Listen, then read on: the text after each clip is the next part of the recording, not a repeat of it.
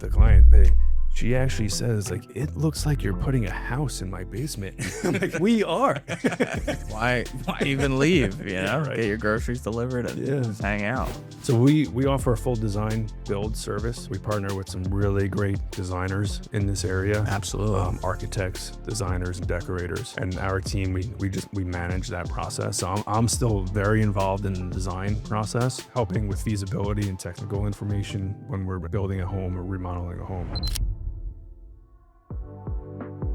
Welcome to The Home Show, where we sit down with builders, designers, and real estate professionals shaping the spaces we call home. I'm your host, Oscar Michaels, founder of OM Media. And in each episode, we dive into the stories behind the brands, the strategies behind the success, and the marketing moves that help these local leaders stand out. From concept to completion, from startup to legacy, this is where real conversations happen. Everyone, we are here with Steve Metzler. He is the owner and founder of Lakeside Custom Homes, which is right here in Doylestown. Steve and I have connected, I guess, probably 3 to 5 years ago, somewhere in that range. Yeah, in that ballpark, yeah. We worked on a project. We met through another, friend and client of mine who was also another local builder. So I think it's so powerful, like all these builders get together and network like this, and it's so cool. But Steve, why don't you tell me a little bit more about your background, like where you came from? Because I don't think I know like any of that to a deep degree. So Sure. I'm sure our listeners are excited to hear, and let's dive into it. Yeah, I'll be happy to share that. My company is Lakeside Custom Homes and Renovations. It started out as Lakeside Home Improvement about 13 years ago. And over the years, we've kind of organically grown to larger projects, larger renovations, and now building homes. Originally, I'm from New York, Long Island, New York. I grew up there, born and raised. Oh, man. Strong Island. That's what we called it growing up. I don't hear the accent. Yeah, I got rid of that. And as soon as I came to Philly, I was like, all right. New life. Eagles, Flyers, I'm all in, by New York. But no, seriously, I grew up in New York. I came here for college and went to Temple University, studied engineering. And at the time, I fell in love with the city and eventually Bucks County, and I decided to stick around. And All right. I stayed in Pennsylvania. What did you want to do with that degree? Like when you were going to school, you wanted to be an engineer. What kind of engineer did you want to dive into? So it's civil engineer, civil and construction. I grew up in the trades. My grandfather was a home builder. My dad was in construction. No way. So I grew up, I think I was 2 years old when I was first like pushing a wheelbarrow and a shovel, like working with my dad. I had that little Fisher Price like plastic wheelbarrow, so Put him to work. Yep, exactly. You got to earn your keep. Pretty much how I paid rent my whole life. But it was a great experience. Like I grew up and I really grew an appreciation for the trades, working outside. And when I became a teenager, I started working masonry, and I was laying brick and block, summer times, school breaks. I was working for my grandfather's friend who taught me a lot. And I spent my summer days, I would work all day long carrying brick and block, and then I would go to the beach and I would go to the gym, and then I would go to bed and I would go back to work the next morning. So I absolutely loved it. So time came to start looking into schools, and I actually started out in military school, Valley Forge Military. It's closing now. I don't Really? know if anyone knows that, but I think this is its last year. So I went to military school. I started practicing or studying engineering, and wanted to get into the construction fields. That's crazy.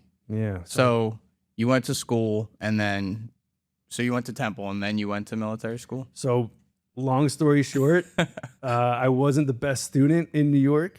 So I get it. When I was, in high school, my parents actually insisted that I go to military school to finish out my high school career. All right. And I hated it at the time, but it was a great move. It straightened me out. So I bet. I bet it did. Yeah. I instantly got much better grades and kind of refocused on grades and doing well in school. And then I had multiple different paths I could have taken after that. Sure. And I ended up deciding to go to Temple and study engineering. Okay. So how long after Temple, what happened between Temple and you starting Lakeside? I worked for a national home builder for almost 11 years. I did engineering design. We were designing roadways, the neighborhoods, the infrastructure. Wow. Getting into placement of the homes, fitting the homes in the neighborhoods, and doing a lot of the permit compliance work. Over the course of that career, I took a few different promotions and grew into management. and ended up taking a role where I was helping manage about 350 construction sites nationwide. Holy smokes. Yeah. I wasn't building the home, like directly responsible for building Sure. the home, but I was overseeing compliance and Yeah. a lot of permit compliance. That's crazy. So like Yeah. a smaller version of Toll Brothers, or? It was Toll Brothers. Okay. It was. Okay. So you were just in Yep. charge of 300 and there was many more going on. No, that was all of them. So my boss and I, we ran a compliance program for Okay. EPA, MPD. There's different Sure. environmental regulations that we Sure. have to uphold. So we created a program that basically exceeded those standards, and we managed those company standards nationwide. Well, that's like an amazing foundation for what you're doing now. Like, Yeah. beyond the knowledge that most local builders probably know for, things that have to happen, whether it's like water lines, sewage, or whatever. Yeah, it's true. I mean, if you start doing it, you have to learn quick. Yeah. Right? So I bet. in order to be successful at it. But yeah, it was a great foundation. Yeah, you're right. What was it like working for, say, Toll Brothers? I know it's kind of like a different sector of like the construction world compared to what you're doing now, but like how did that, navigate into doing, Lakeside? That's a great question, honestly, Oscar. When I was working there, I was pretty young still, but I knew pretty early on that it wasn't my passion. It wasn't what I was really fulfilled doing. No one wants to work for the man unless you are the man. Yeah, right? Now you're the man and you're like, oh, crap, what did I do? Seriously. Yeah. Different headaches. Yeah, no, but I wouldn't have it any other way. Being there in that setting and that company, like the people were great. And that's what kept me there so long. The people I worked for and the people I worked with. But the work I was doing, I was not passionate about at all. I did it well, but Sure. my day-to-day life was actually pretty miserable, to be completely honest I with you. totally get that. That's why we're here, though. Yeah. That's why we're here now. I know, right? You got to get through those tough life moments or, stints where it's like, this sucks. Like, and that gives you that open mind and opens doors in your head that's like, what can I do that I love? And, that's why we're here today. Yeah. I think that's exciting. And that's the whole goal in life.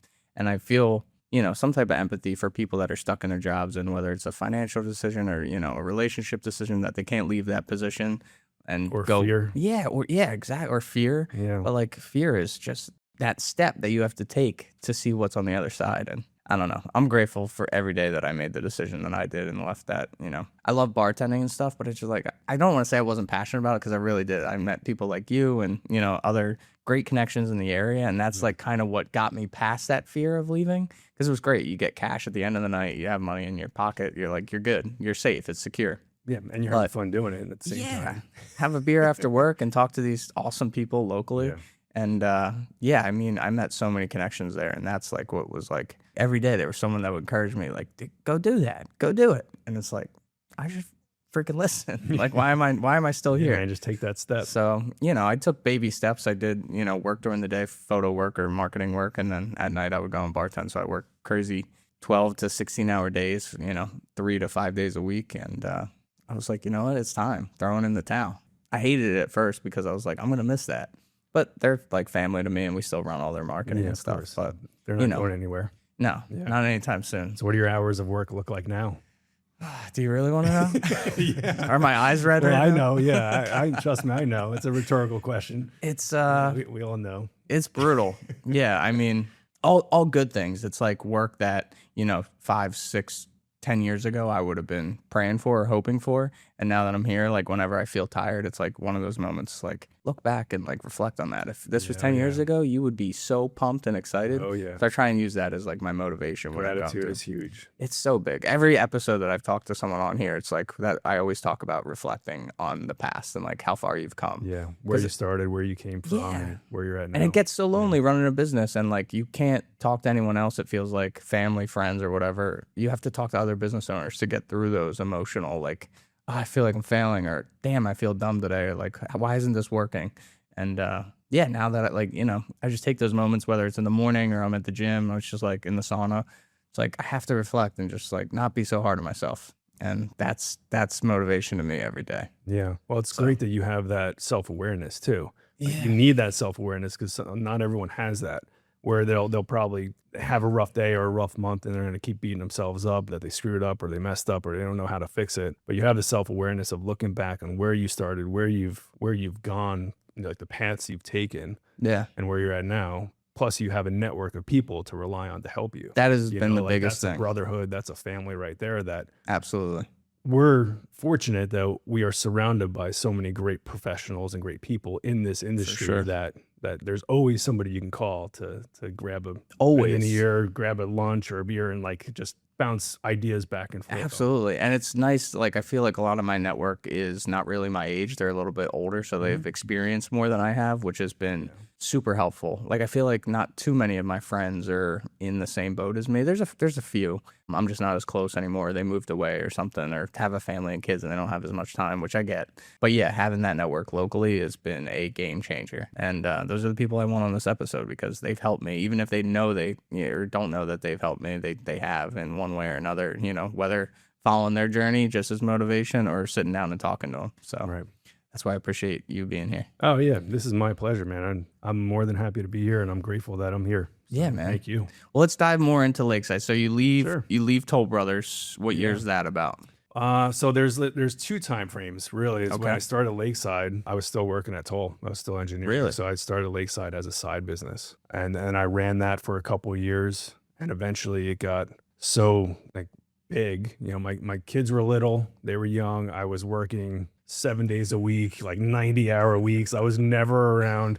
And if I was around, I was in front of the laptop, doing paperwork. But it got to a point where I had to make a decision. Yeah. I was like, I can't keep running like this. My kids are going to start getting bigger. They need me to go to sporting events and stuff like that. So. And you want to be there too, right? Like that's the whole point of having kids. Absolutely. So at a certain point, finally just made a decision. We have to take that leap. I had a decent backlog of work, and I had a little bit of a safety net there, which made me kind of helped eliminate that fear a little bit of failure. But as soon as I went full time with Lakeside, I actually sent a notice out to friends and family and some past clients that hired us for some smaller projects over the last couple of years. And as soon as I notified people, they just boom, boom, boom, floodgates. Really? Yeah, it was like floodgates opened. Dude. And I was like, this is amazing. Why didn't I do this sooner? Never looked back. It was just I hit the ground running. I very quickly had to hire Joe. He's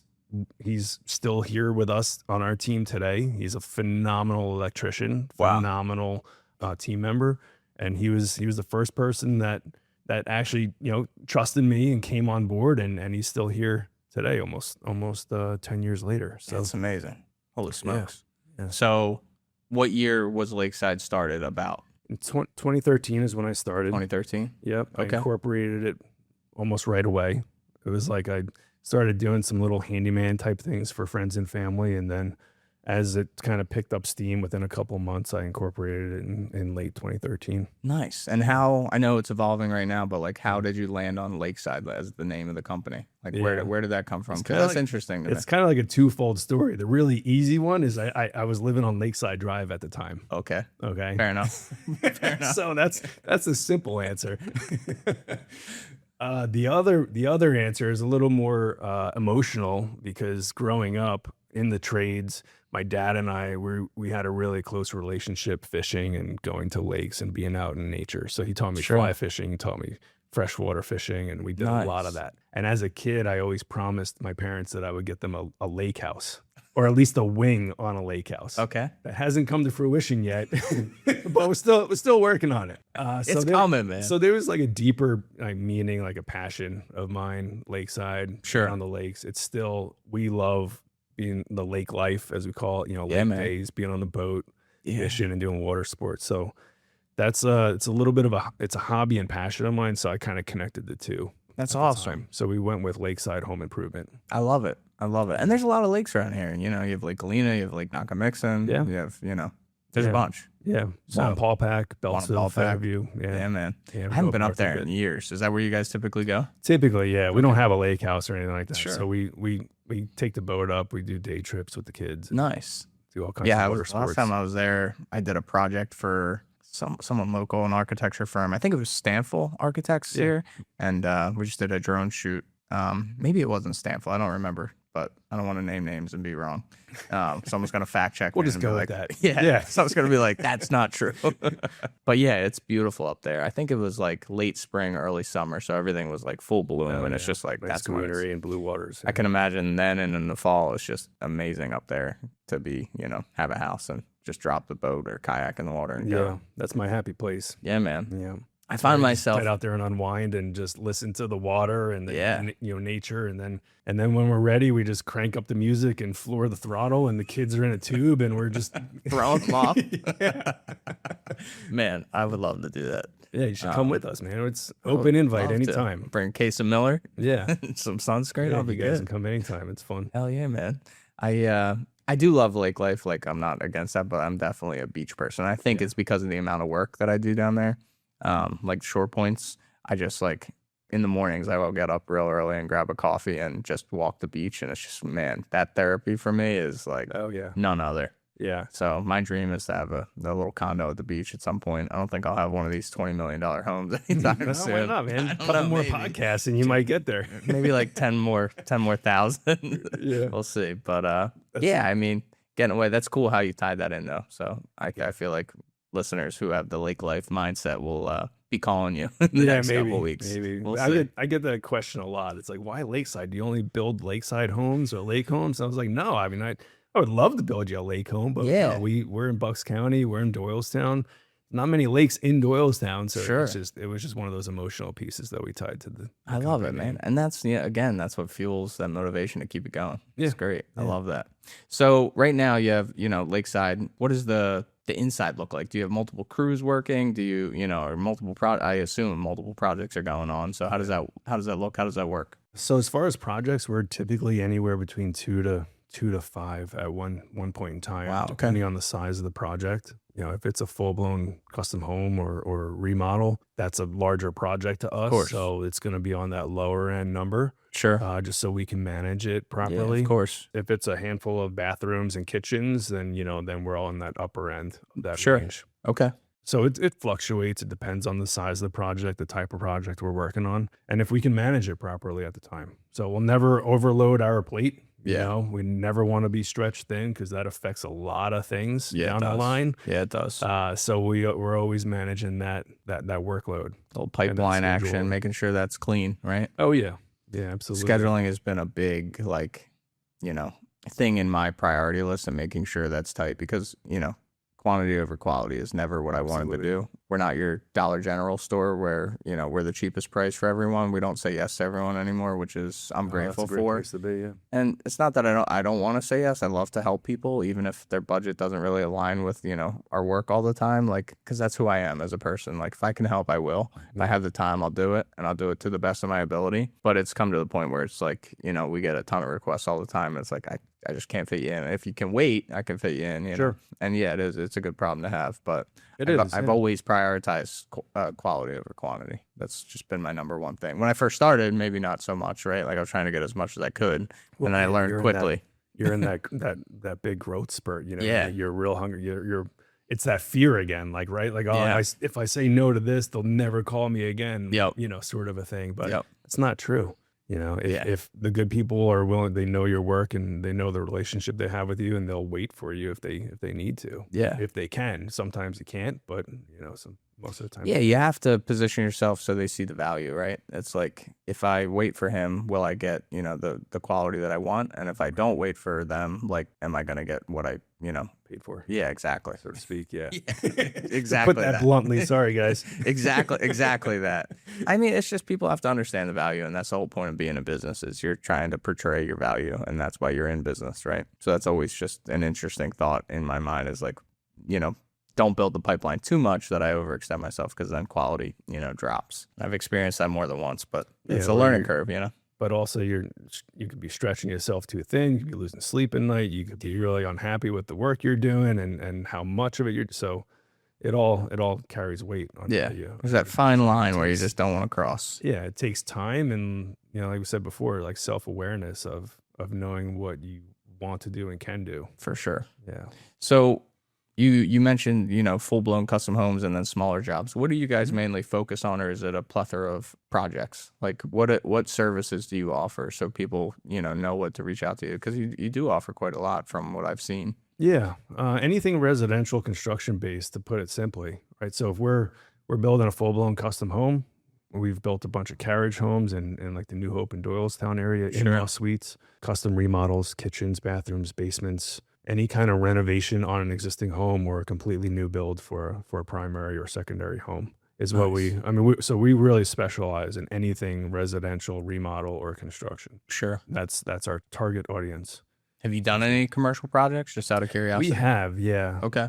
So years ago, I haven't done one in probably about 5 or 6 years at this point. We've done office spaces, bars, art studios. Nice. That sort of a thing, but it's not really our niche. Sure. It's a whole nother world. Yeah, it really is. And the residential world is really where we focus. Okay. We got really good understanding people and what our clients are looking for and how to deliver that service. Speaking of residential, like what projects are you seeing currently? Like what's changed since you started business to today? I'm sure a ton has changed. We don't have to dive into all of it, but like, from 13 years ago when you started, I'm sure you're seeing a lot of change. And I feel like that has a lot to do with just like the market, the real estate market itself, like whether people want to move or, rebuild or remodel or add an addition.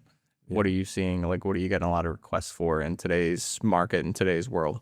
So currently it's weird. It always ebbs and flows. There's always trends that tend to hit all at once. We try to avoid certain trends or most trends because it will tend to date the project. Yeah. It'll be like, all right, well, that was really popular in 2025. Now it's 2030 or 35. And it's like, oh, it looks like you did that 10 years ago. Yeah. So to answer your question, I guess we're seeing a lot of speakeasies right now. Really? Which is really, really fun. Like that dark and moody kind of a setting, kind of that we have going on here. Right. It's that speakeasy vibe. Like we just finished one in New Hope. We called it the whiskey room. Nice. With a speakeasy vibe. There's a lot of custom wallpaper and finishes in there. A Murphy door to enter that looks like a cabinet with glassware in it. Sure. So it's pretty cool stuff. I love that. A project you and I are going to be working on soon is that same thing. It's really expansive actual custom basement project. And it's going to have a lot of the same vibes, that dark and moody bar and wine room type setting, like a wine lounge in a bar area. It's going to be beautiful. Okay. Really. How many square feet is it? Ballpark. That's it's a little over 2,000 square feet. I mean, there's a big storage room attached to it, but about 2,000 finished space. That's huge. Yeah. It's like the size of my house. I know. So the last meeting, and usually like a lot of times I'm the one to say this, but the last design meeting where we were going through the final plans with the client, she actually says, like, it looks like you're putting a house in my basement. I'm like, we are. Kind of. Yeah, we kind of are. We're building a house in your basement. That's amazing. Bedroom, bathroom, guitar room, a bar and kitchen area, a wine room, a lounging area, a fireplace, TV entertainment area, a reading nook. It's like everything minus an elevator. Why even leave? Get your groceries delivered and just hang out. Do they have a big family or? There's 2 kids, 2 teenagers. Yeah. That would be trouble if I was that age. That me too. Be good. Me too. But they're better kids than I was at that time. But their thought is they want to build this space so they can enjoy it, not only themselves with friends and family, but as a family with the kids. Sure. And that's incorporating a lot of those elements. Yeah. Like the reading nook is for their daughter. The guitar room is for their son. And we're building this in-law suite, bedroom, bathroom, so that when they go to college or they return from college, there's like some space where they can live. Yeah, sure. Save up some money or live there as long as they need to until they get out land on their feet. That's awesome to have that opportunity, man. Like, I just remember, like, I didn't come from a ton of money or anything. We lived in a row home in Percy, and growing up, just like you, I was working young. I think I was like 9 or 10, like at the baseball fields, like field umpiring. I played the sport, so I know it really well. So I guess they trusted me, but making those $25 a game was like huge for me. Yeah. And it just taught me at a young age, like you gotta work hard, work smart, but hard at the same time. Yeah. But to have that opportunity, like coming home from school, like that would be, a life-changing experience. Like I could imagine if I rewound and, had that opportunity, like where I'd be today. But again, those are those life doors that open and close, and I didn't have a door. I just went down the hallway. It was what it was, and got right to work. But it trained me, to be who I am today, and like I'm so grateful, and Yeah, absolutely. Not saying that people that don't, that have the opportunity to stay home. It's just the market's very different today too. Like today, it's impossible to buy a home at 30 for most people. I would say the majority. It's crazy. That market is nuts, and I don't know if we'll see change in that. Do you see any pushback in terms of projects from like the way the market is right now and like everything that's going on? How do you mean pushback? I guess like in terms of like budget concerns and stuff, or like, hey, we're not really ready to do this yet just because of everything that's going on. There's like a lot of uncertainties, obviously I don't want to date the episode, but like the war going on in Iran right now and the money markets and stuff and the real estate market. I feel like I'm seeing an uptick in the real estate market, which is a good sign from us because we see, we shoot projects 3 weeks and know 3 weeks ahead of time before these houses hit the market. Usually I would say about 2 to 3 weeks, but we're seeing like a pretty big uptick. So like that's giving me, good hope to see what's going to happen here. I hope interest rates can drop, 0.5% or another percent. Just help out buyers. Yeah. Especially first-time home buyers. You're looking at like 7% right now or something. Somewhere in that ballpark. It's just crazy. I mean, think about that on a 30-year mortgage at, $500,000. That's a lot of interest. Our parents were paying like 15% at one point in time. Yeah. So it's not that bad. Sure. But the home price was like $80,000. Yeah. So it's like, there's a joke out there. It's like this older couple is selling their home that they originally bought in the 60s for 7 raspberries, and now they're selling it for like $1 million. 7 raspberries.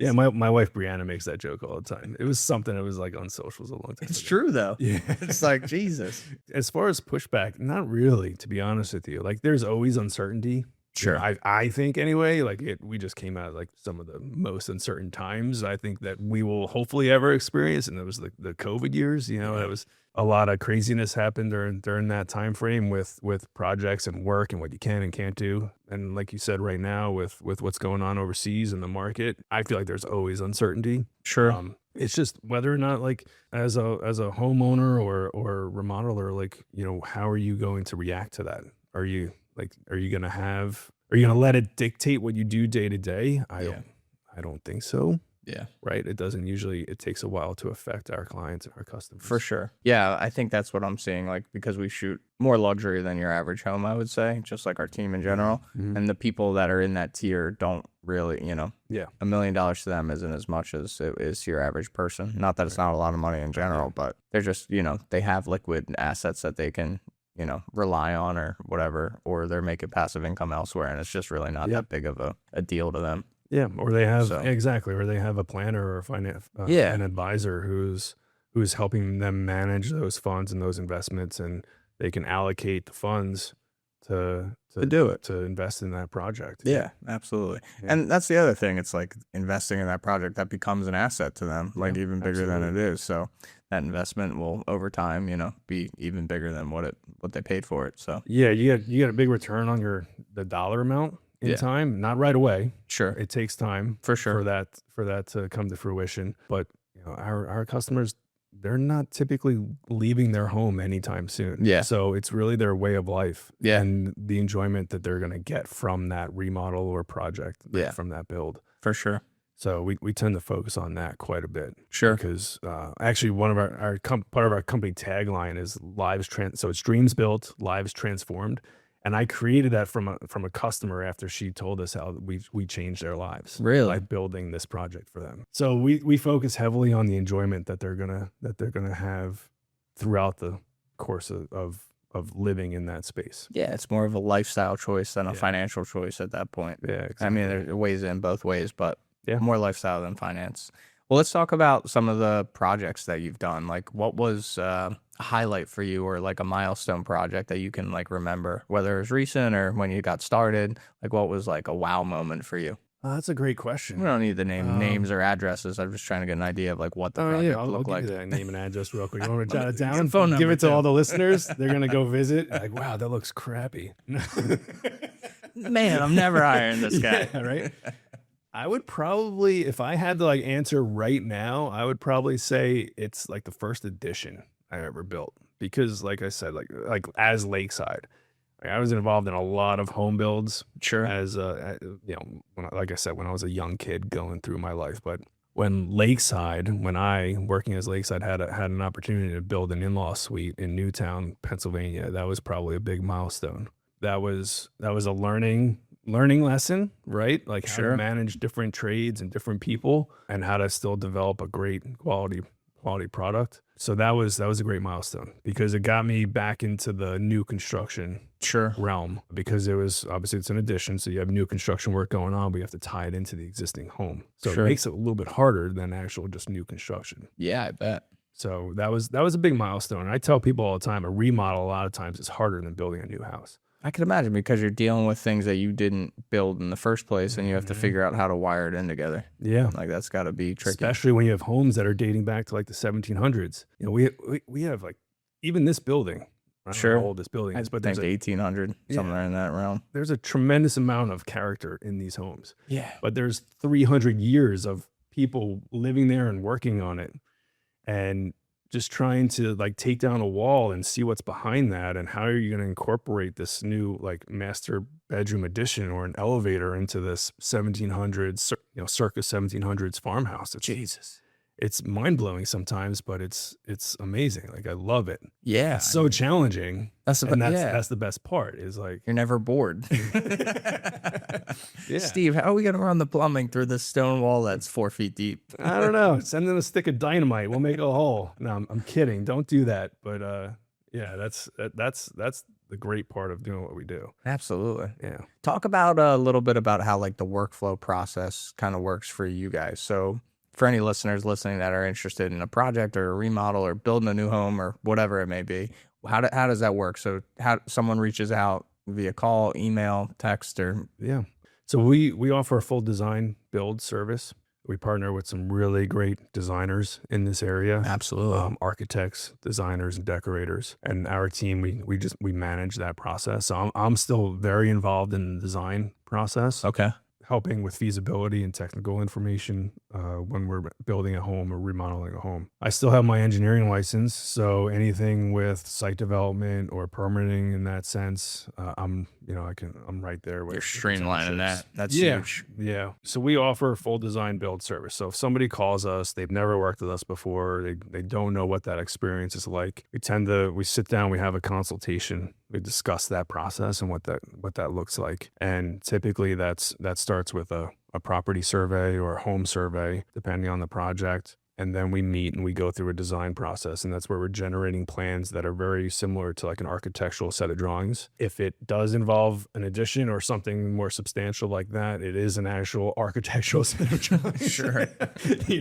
So we get very involved in that sense. I am very involved during that whole process with the architects, the structural engineers, the designers. Sure. So that we work through that design process, and that gets us all the way until permits are ready. And then we go into construction and the build. How involved are the homeowners in like that process? So like once you get the permits and stuff, like how, I guess everyone's different probably. Some people are probably totally hands off and it's like, just build it the way we asked you to. And then other people are probably asking about design selection choices, but I'm sure the designers streamline a lot of that too. Yeah, absolutely. Homeowners are very involved in the design process. So during those planning stages, they are very involved. It's very collaborative. So it's not like we come in and say, oh, we're going to do this, take it or leave it. Yep. It's very back and forth, very collaborative. So we want to make sure that they're getting everything that they want. All the check boxes are checked, and we're really accomplishing why they called us. And is a lot of this done, like all those check boxes, is that done before, you even put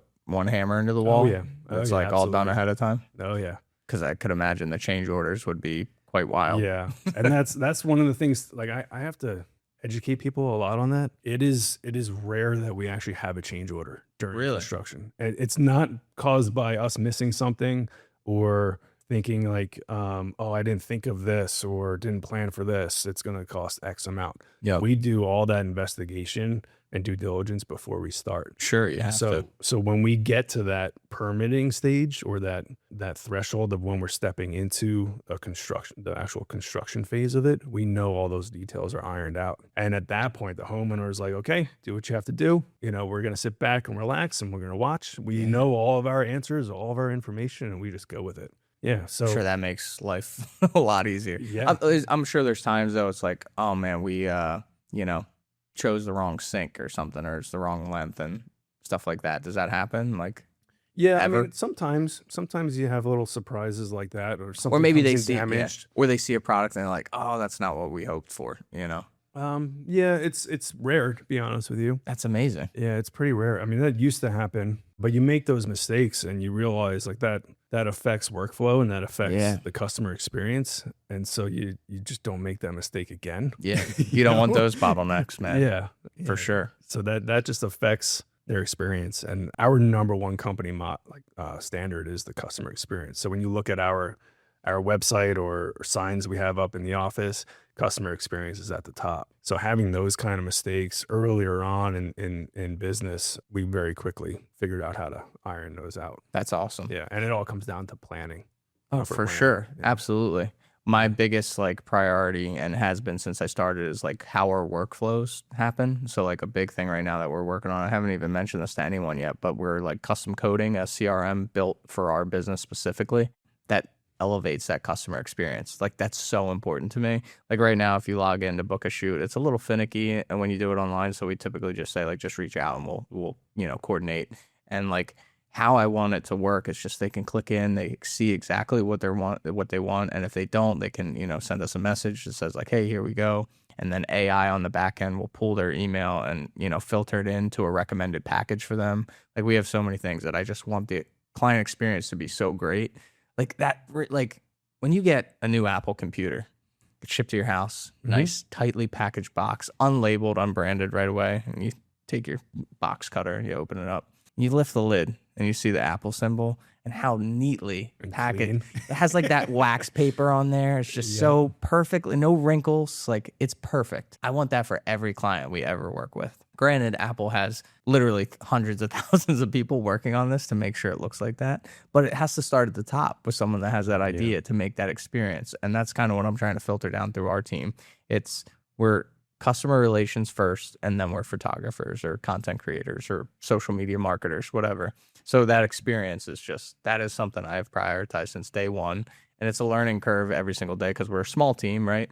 So there's a lot of moving parts and pieces, but that client experience is huge. So I'm glad you brought that up. Yeah, and you said a key word in there too, relationship. Yeah.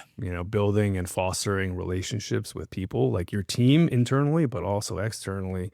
Yeah. The professionals you work with and your customers. Yeah. Like that is what building and fostering that relationship leads to a great experience, which leads to repeat business or referral business. And I know like you're referral and repeat based. Sure. Same as I am. Right? Which is amazing. Without those two things, relationship and the customer experience, like you're You're dead. You're not going to have that repeat or referral based business. Yeah. Your reputation is going to be way different. Yeah, and it's interesting. So you probably see your clients once every, after a build, once every 2 to 5 years, maybe if they need something else done, or maybe it varies. I mean, some bring us back within a few months. Really? I have one customer, they're fantastic. I don't want to mention names, but it's almost like every November. It's like they're like, hey Steve, this it's time for this. Let's start planning. And it's like every year.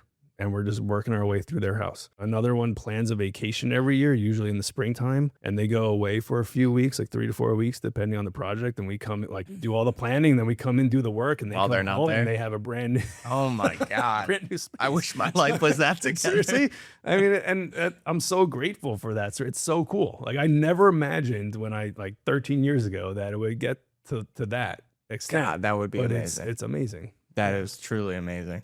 Kudos to the homeowners. Yeah, They're right, like, right. we're going to Cabo. When we get back, that kitchen better be flawless. Yeah, I'm like, just one of these years, can I come too? Yeah. Like no Bora more Bora, work. Just Hawaii? take me with you. Yeah. I'll buy drinks. The team's got it. Trust me, they can do it. Yeah, so like our clients, we see them like sometimes twice a week. So building those relationships is like a crucial part of, I just try to be me, like I'm not trying to sell. Like if you want something, we'll do it for you, But, I think like not being a salesperson all the time and just being me is like what sells the product itself to some degree. You don't want to sell anything. You want people to buy something. That's kind of the other way. You don't want to be a salesman, so to speak, because it has that like vibe to it that's like unethical or I just hate it. Snaky. Like sneaky, I've had people work with us that were photographers that were very pushy and it's like, oh, you should absolutely do this. And it's like, but why? Like, where's the value behind it? Give them the value and let them decide. And our portfolio speaks for itself. Like, if you want to know what our work is and the quality, just go to our website or Instagram or Facebook, whatever. Yeah. And it's like, I don't want to have to sell anymore. Like, if you want to meet up for lunch and just chat, I'm happy to just have lunch and chat. Like, I love that. Like, if I have the time, I'm going to fit you in because I want to hear and learn about what you got going on. And if we can help, I'll say like, hey, even if it's not us, here's what I recommend.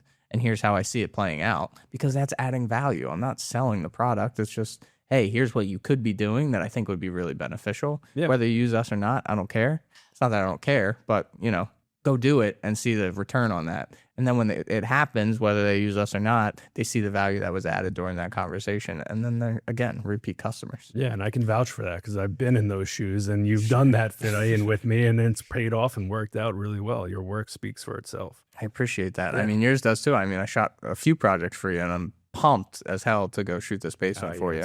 So just to give the listeners some background, I don't want to give away too much, but we're going to be shooting some sweet social media reels for him, and then hopefully tying a whole project highlight video together. And you said the clients would, might hop on for a client testimonial, so that way, the viewers can actually see the deep dive of the project and, their reaction, because I know it's going to be great without even having the project done yet or shooting it.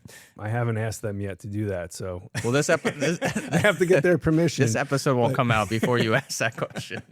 Perfect. Right, right. Maybe I don't have to ask. I'll just tell them to watch the episode. Just Maybe watch episode 12. They'll read between the lines. But no, they've become really good friends. Like we did a project for them years ago. I think it was like early 20 or 2021 maybe. And those COVID checks, baby. Yeah. Yeah, that's how I first met them. They moved to the area. We did a project for them on their first floor, like kitchen, family room.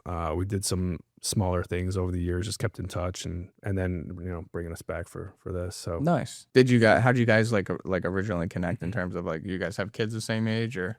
No, I think it was just, I think it was a referral from another customer from like literally like in the same circle. Like they were brand new to the area, moved from Boston, like a brownstone home in Boston, relatively new to the area. And then literally they moved in and like COVID hit and just like shut everything down. So they had very limited contacts. Damn. And I remember them telling me about this and I was like, oh my gosh. So it was like mind blowing. You move to another state and then all of a sudden you can't leave your house. So I think it was either they heard about us from a colleague, a coworker, or it was like their neighbor right down the street. I forget which one. That's awesome. They've since referred us out to multiple people, and it's like we've just been in this great network of people because of that. It's so wild when that happens, man. Yeah. Like, yeah. One of the first questions I ask, so we do a call, like mainly for our commercial shoots. I'll call them and like kind of plan out the shoot for them. Like if we never worked with them, like, how did you hear about us? And I love to hear those answers, man. Some are off the wall. Like I met this guy in a restaurant and we were talking and it's like, what? Like, that's how you heard about us? It's like, yeah.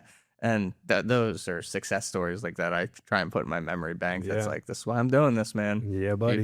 People hear about you. That's right. In the strangest ways. All plays into that gratitude part, right? Looking back how far you've come, where you started, just being grateful for everything you have. I just wanted to talk about, to wrap up, like, what type of marketing initiatives are you taking, moving forward for people where they can find you and, follow your journey, because it's definitely a success story and it's going to continue to grow. I'm excited to see that. And I know you're involved with like NARI and stuff. So like you have that local network. Talk about some of that. Like, are you going to events? Are you doing trade shows? Are you, just pushing out social media, building a website, changing your name? Obviously, there's a lot going on. Name change. Yeah, there's a lot going on. Yeah. There's always been there's this like evolving trend with the company. Like there's always a next step to get better. Just recently this year, I joined a group called Remodelers Advantage. It's a peer-to-peer kind of consulting group where you get put in. It's national. There's hundreds of members, but it takes a certain level to kind of get into that group. And then you get joined or teamed up or joined up with like 12 others or 11 others of a peer in a non-competing market. So it's a peer group, peer-to-peer consulting. And you just help each other out and you bounce ideas and questions off. And you really dive into things like planning and financials and management and hiring and firing, like everything it takes to run a successful company or business. So within the last year, I joined that, and that was my next step into getting better at what we're doing. It's not a growth.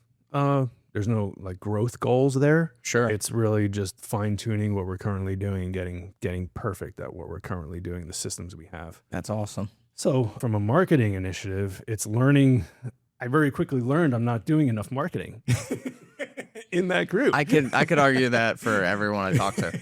Yeah, of course you can. Easily. That's why so- you're here. Yeah, well, honestly, I saw you doing this. I saw John's. I was like, and then I saw Joe's. I'm like, dude, what's going on? Man, let's chat. It looks like Absolutely. fun. So, but social media's website, we are going through a slight name change right now, because You don't live on Lakeside anymore. no, we don't live on Lakeside Drive anymore. Now it's gonna be Pelham Place or something.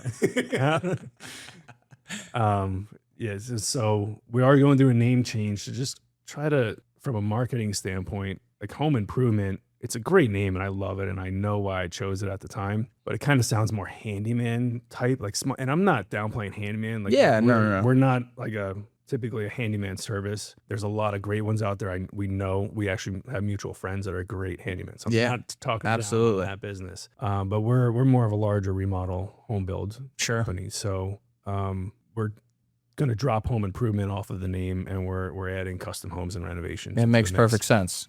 Because that's really what we're specializing in. And, Yeah, you don't need to be getting calls to change out a faucet, Well, to be honest with you, like we entertain it. We will do it if it's like a repeat customer or a customer of ours. Of course. And if it's something we don't do, we at least point you in the right direction. Sure. So if somebody calls us to replace a faucet, I'm like, hey, that's not something that we could really help with. But here, I just did this 2 days ago, actually. Sure. It's funny you mentioned that.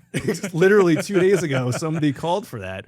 And I was like, look, that's not something we really do, but here's a good friend of mine. He does all of our plumbing work. Here's the number. Call him, keep me posted, and let me know how it goes if you need anything else. That's awesome. Typically what happens after that is it might lead to something else. Absolutely. Right? So I'll always answer the call, and if something we don't help with, we'll point you in the right direction. And that's what's so beneficial of having this network of people, Yeah. It's great. Yeah, or if you have, like a vendor that works with you on a lot of jobs and they're slow right now, it's just great to send them over and let them handle it as a solo, freelancer or whatever. Yeah. That's great. Yeah, absolutely. We're fortunate that we have a great network of people here. Seriously. In this area. Yeah, grateful every day. I mean, I talk to them all day long, every day. It's like, whether it's like we're doing a shoot together, or it's just like to shoot the shit when I'm in the car driving. It's like, man, I dealt with this client or this and that, or I'm having issues here. What would you do, Yeah. And they're happy to chat for 10, 15 minutes. Oh, yeah. And typically, like, they've experienced something similar before, and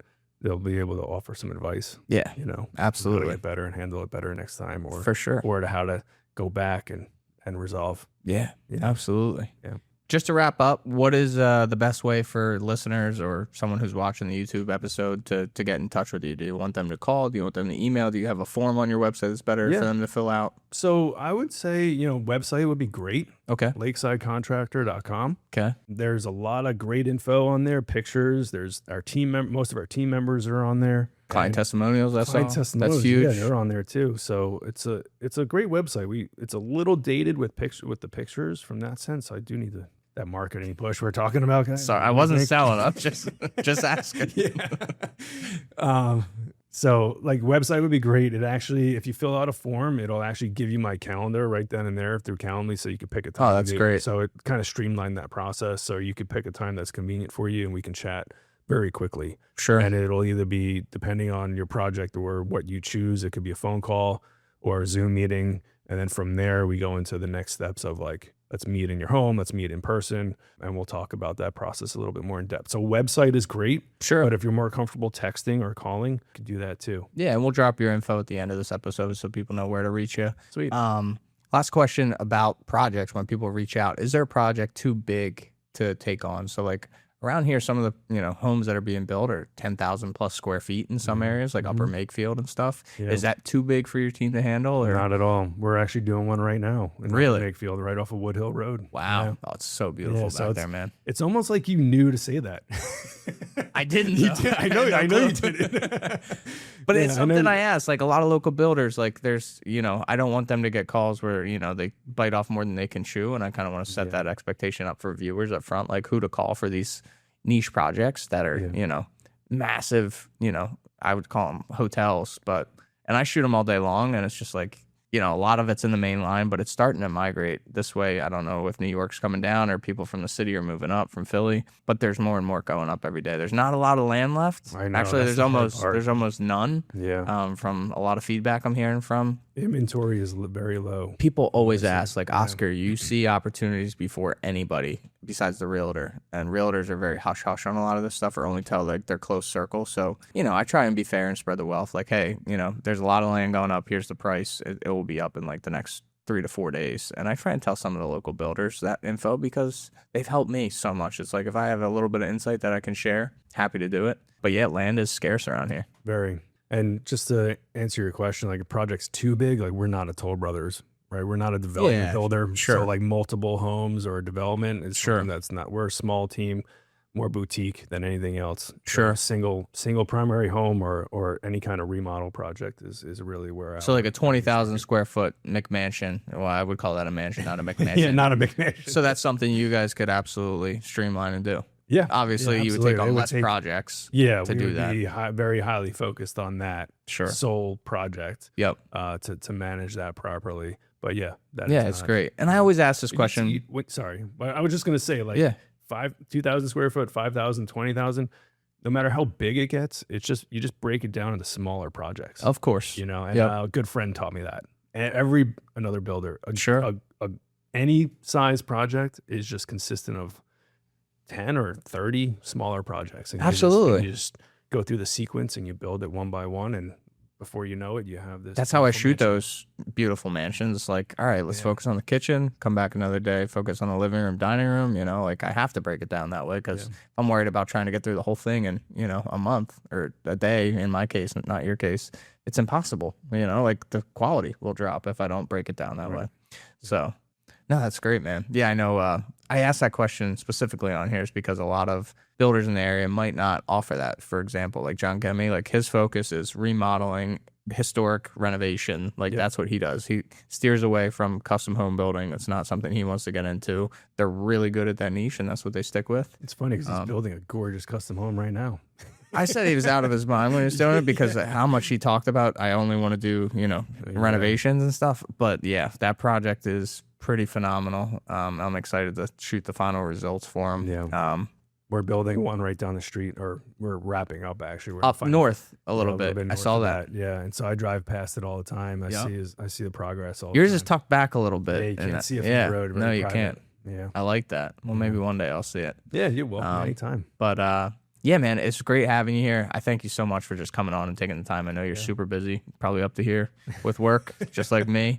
No, it's but my again, pleasure. This is a lot of fun. yeah, I'm excited for people to hear this and just learn about another local builder that has a great success story and, like, you know, a transplant from New York, unfortunately. Yeah, but hey, you know, we put that in the past. All right. as soon as you said Phillies, Eagles, Flyers, like that was it. It took me a couple of years, but I quickly changed over. You know, in that Absolutely. early 2000 time frame. For sure. Yeah. But thanks for coming on, man. Yeah, and let's grab absolutely. lunch and grab a beer, and we'll chit chat some more. Yeah, I appreciate it. Thanks a lot, Oscar. Thanks, man.